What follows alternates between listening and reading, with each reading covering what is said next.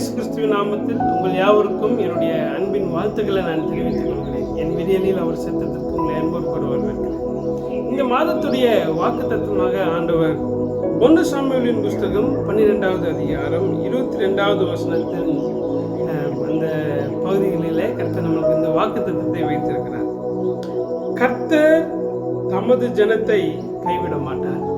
எனக்கு பிரியமான தேவனுடைய பிள்ளைகளை, ஆண்டவர் இந்த மாதத்துல நம்மை பார்த்து சொல்லுகிறார், நான் என் ஜனத்தை நான் கைவிட மாட்டேன்.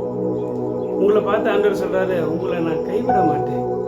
நான் உங்களை கைவிடாமல் இருக்க வேண்டும் என்று சொன்னா நீங்க 3 முக்கியமான காரியத்தை நீங்க செய்ய வேண்டும் என்பதை அதுக்கு முந்தின 20வது வசனத்துல நம்ம வாசிக்க முடியும். முதல் காரியம், நீங்களும் நானும் இந்த உலகத்தின் காரியங்களுக்கு பயப்படாமல் இருக்க வேண்டும். அப்பொழுது கர்த்தர் நம்மளை கைவிட மாட்டார்.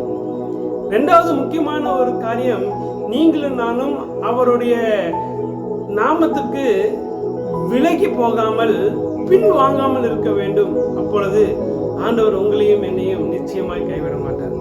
3வது முக்கியமான காரியம், நீங்களும் நானும் ஆண்டவரை முழு மனதோடு சேவிக்கும் போது ஆண்டவர் நம்மளை கைவிட மாட்டார்.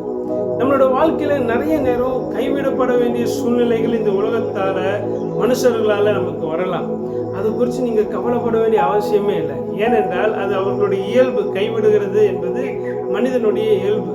தனக்கு சூழ்நிலை சாதகமாய் இல்லாத போது அவன் சந்தோஷமாய் மற்றவர்களை கைவிட்டு விடுவான். ஆனால் தேவன் அப்படி அல்ல.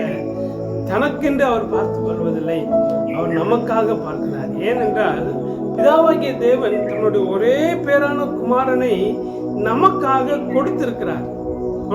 அதனால ஆண்டவர் ஒரு நாளும் நம்மை கைவிடவே மாட்டார்.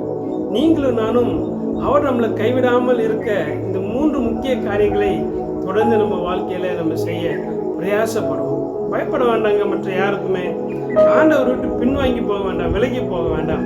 அவர் முழு இருதயத்தோடு நம்ம சேவிக்க பிரயாசப்படுவோம். நிச்சயமாய் கர்த்தர் நம்முடைய வாழ்க்கையில பெரிய காரியங்களை செய்து நம்முடைய நாமத்தை மகிமைப்படுத்துவார். God bless you.